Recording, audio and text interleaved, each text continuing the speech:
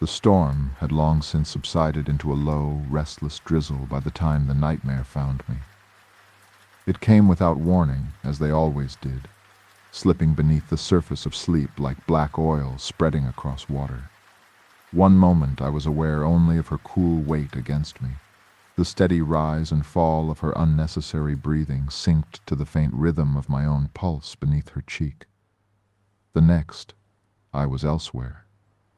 The shrieking shack, moonlight slicing through broken boards.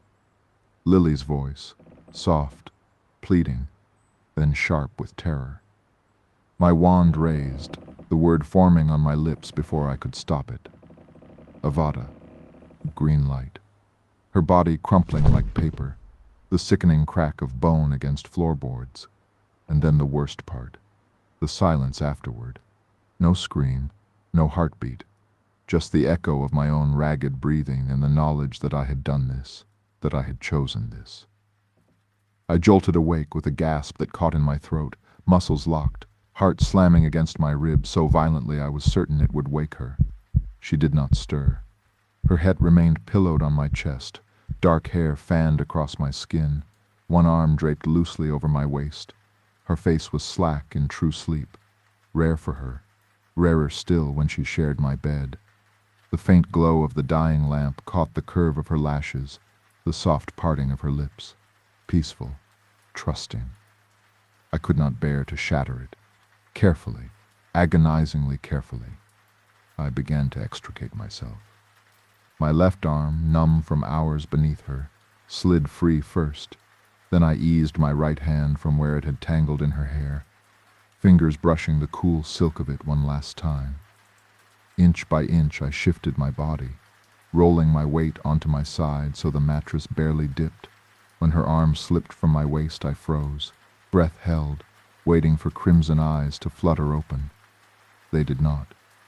She sighed once, small, contented, and curled tighter into the warm hollow I left behind, pulling the quilt up to her chin as though chasing my body heat. I stood beside the bed for a long moment, watching the slow rise and fall of her shoulder beneath the sheet.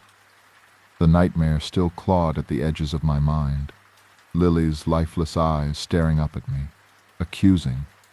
But here, in this room, the past felt momentarily distant, contained. I could not stay. If I remained, I would wake her with the violence of my shaking, or worse, press my face to her throat and beg her to bite, to drown the memories in blood and oblivion. She deserved rest. She had given me hers. I dressed in silence, trousers, shirt, robes, each movement deliberate and quiet. The fabric whispered against skin still fevered from the dream. I did not light another lamp. The faint silver of pre-dawn creeping under the high windows was enough. Before I left, I paused at the foot of the bed. She had shifted again, face half buried in my pillow, one hand curled near where my heart had been. The sight twisted something low in my chest, sharp, almost painful. I reached out, slowly, and brushed the backs of my knuckles across her cheek. Cool, soft, alive in her own strange way. Sleep, little vampire, I thought. Let the storm take the night. I'll carry what remains of it. Then I turned and slipped through the adjoining door into my office, closing it behind me with the softest click. The corridor beyond was cold, silent, the castle still wrapped in the hush before dawn. I made my way to the potions classroom by memory and habit, boots echoing faintly against stone. Inside, the familiar smells greeted me. Old cauldrons, dried herbs, the faint metallic tang of spilled ingredients. I lit the wall sconces with a flick of my wand, low green flames that cast long shadows across the rows of desks, and began the rote work of preparation. I checked the simmering cauldrons left overnight for the 7th year's wolfsbane batch, adjusted flames, skimmed off the surface scub with precise flicks of my wand. I laid out ingredients for the morning's first-year lesson, beet eyes, lace-wing flies, porcupine quill, arranging them in neat rows as though order could impose itself, on the chaos inside my skull. Every so often, my gaze drifted toward the corridor door, half expecting her to appear, hair tousled, nightgown traded for apprentice robes, eyes still heavy with sleep and questions she would not voice. She would not come. Good. Let her rest. I moved to the blackboard, chalk scratching out the day's instructions in my angular script. The nightmare lingered at the edges, Lily's face, the green light, but each precise stroke of chalk pushed it a fraction farther away. By the time the first faint sounds of the castle waking reached me, distant footsteps, a house elf's soft pop somewhere above, I had almost convinced myself the dream had been nothing more than storm-born fancy. Almost. I straightened my robes, smoothed the front of my shirt where her head had rested, and turned toward the door. The day awaited. Lessons, students, the endless performance. And when evening came, when she slipped through that adjoining door again, whether seeking shelter from another storm or simply from the hunger that never truly slept, I would be ready, not to confess the nightmare. Never that, but to hold her close enough that the past could not reach either of us for one more night. The first years arrived in their usual hesitant trickle, the heavy classroom door creaking open to admit small figures bundled in two large black robes, most. Came in pairs or trios, whispering, glancing nervously toward the front, where I stood motionless beside the demonstration cauldron. Their chatter died the instant they crossed the threshold, as though the dungeon air itself demanded silence. One girl entered last, alone. She was small even for an 11-year-old. Slight shoulder, dark hair pulled into a severe braid that made her look older than she was. Pale face set in an expression of determined composure. Her steps were measured, almost mechanical, as she made her way to the same workbench she always chose, the one farthest from the door but closest to the wall, as though proximity to stone might offer some protection. She set her bag down with care, smoothed her robes, arranged her ingredients in precise rows, and then folded her hands in her lap, waiting. I had noticed her before, of course. Miss Eleanor Whitlock, sorted into Ravenclaw, though the hat had apparently deliberated longer than usual. She never spoke out of turn, never fumbled a measurement, at least not visibly, never earned so much as a raised eyebrow from me. Her potions were consistently competent, sometimes surprisingly so for her age, and her manners were impeccable. Yes, Professor Snape. No, Professor Snape. Thank you, Professor Snape, delivered in a soft, precise voice that never wavered. And yet she flinched every time my shadow passed near her bench. The flinch was worse. Her hands trembled where they rested on the tabletop, small, white-knuckled tremors she tried to hide by pressing her palms flat. Her gaze darted toward the door twice in as many minutes, as though expecting someone to follow her in. When no one did, her shoulders hunched a fraction higher. The rest of the class settled. I began the lesson without preamble, the properties of powdered root of asphodel when combined with an infusion of wormwood, the precise temperature required to prevent curdling, the dangers of overstirring. My voice carried in the usual low, controlled monotone. Most of the children scribbled notes with frantic intensity. Eleanor Whitlock wrote more slowly, more neatly, but her quill tip shook enough to leave tiny ink spatters across the parchment. I moved through the aisles as they began brewing, offering corrections where needed. Sharper flame here, slower stir there.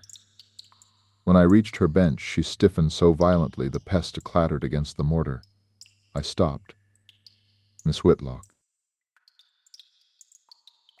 Her het snapped up.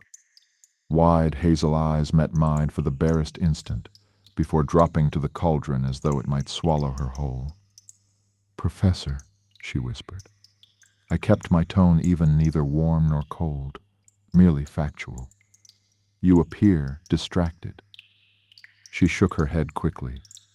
Too quickly. No, sir. I'm fine, sir. The lie was transparent. Her lower lip trembled. She caught it between her teeth almost immediately.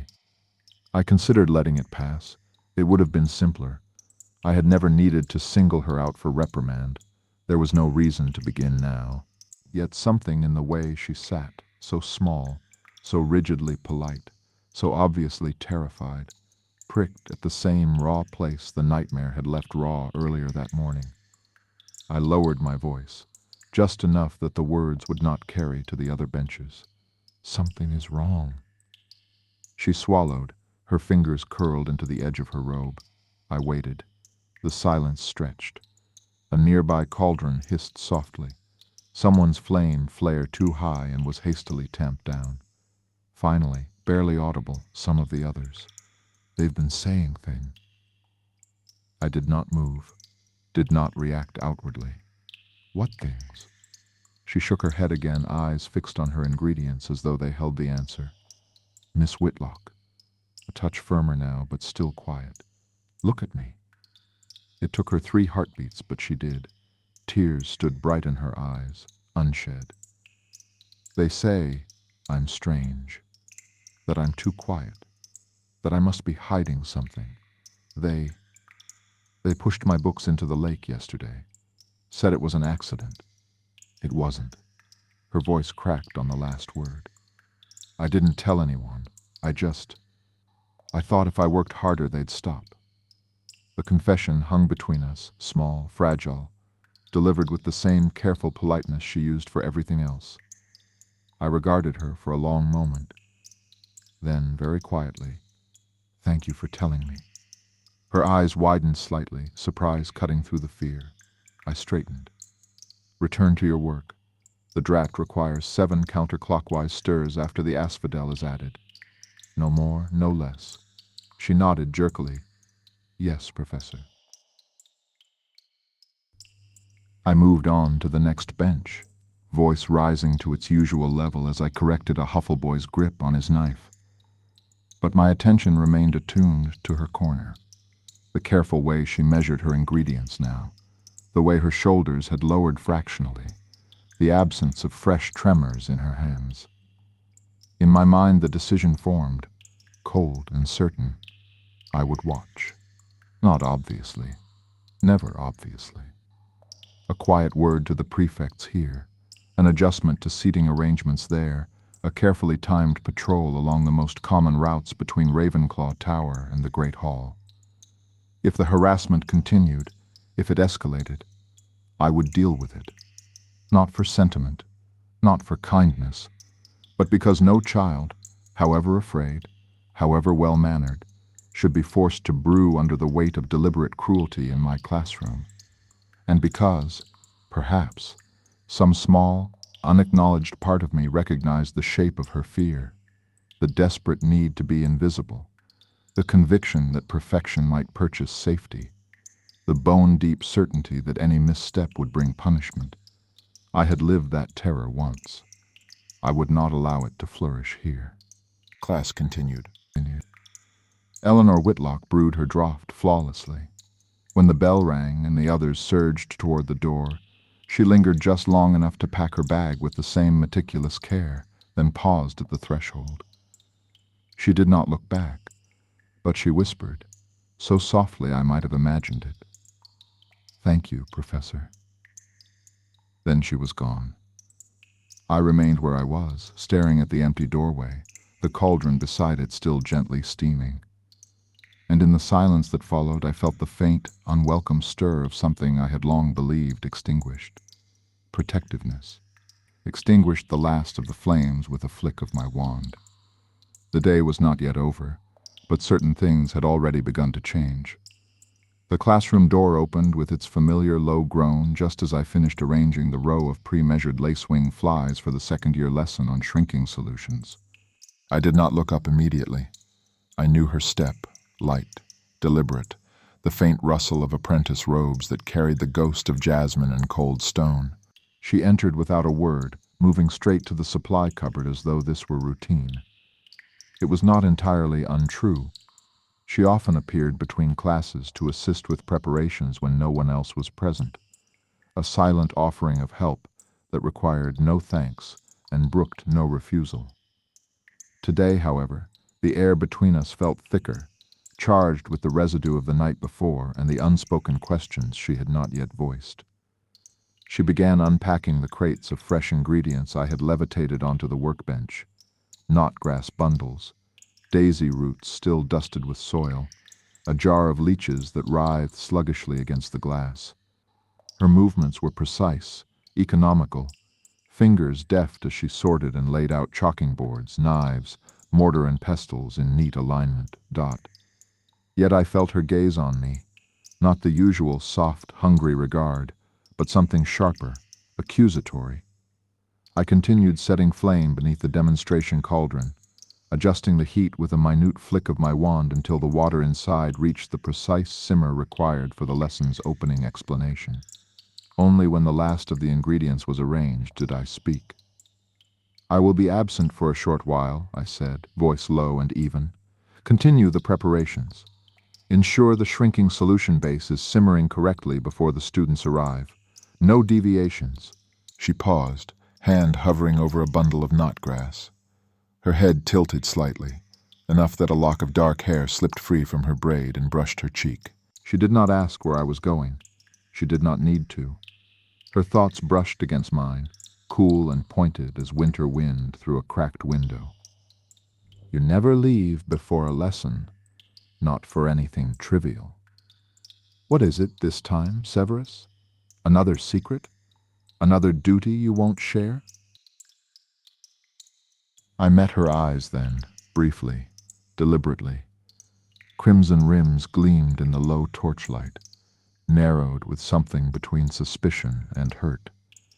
She held my gaze for 3 heartbeats longer than she usually dared, lips pressed into a thin line. I turned away first. "Finish the setup," I repeated, already moving toward the door. "I will return before the bell." She made no sound of protest, no murmur of acquiescence. She simply resumed her work, tying back the knotgrass with sharper movements than necessary, the snap of twine audible in the quiet room. Her silence was louder than any accusation she might have spoken aloud. I stepped into the corridor and let the heavy door close behind me with a soft thud. The accusation lingered like smoke in my lungs. She was right to sense the anomaly.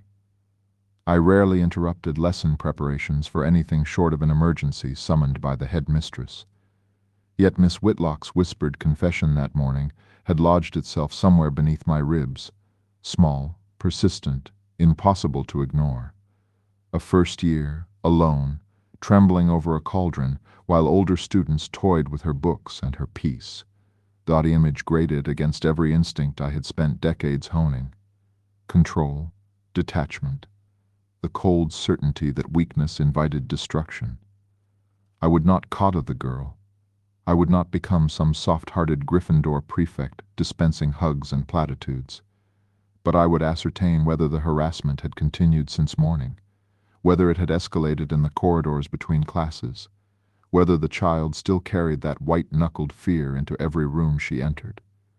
A quick circuit of the Ravenclaw route, the Charms corridor, the second-floor stairwell, the alcove near the library where first-years often lingered between lessons. If I saw nothing amiss, I would return. If I did, I would deal with it quietly, efficiently, permanently. And later, when the day's lessons were done, when the castle quieted and she came to me through the adjoining door, I would face the storm brewing behind those crimson eyes. She would demand answer. She would press, silently or otherwise, until I gave them. She always did when she felt excluded from some part of me. I would let her. But not yet. For now, there was a child in my classroom who deserved at least the illusion that someone noticed her terror. I lengthened my stride, robes billow, and disappeared into the shadowed corridors. Behind me, in the empty classroom, I could almost hear the soft, deliberate clink of glass on stone as my apprentice continued setting up, alone, watchful, and quietly furious. She would wait. She always waited. And when I returned, the reckoning would begin.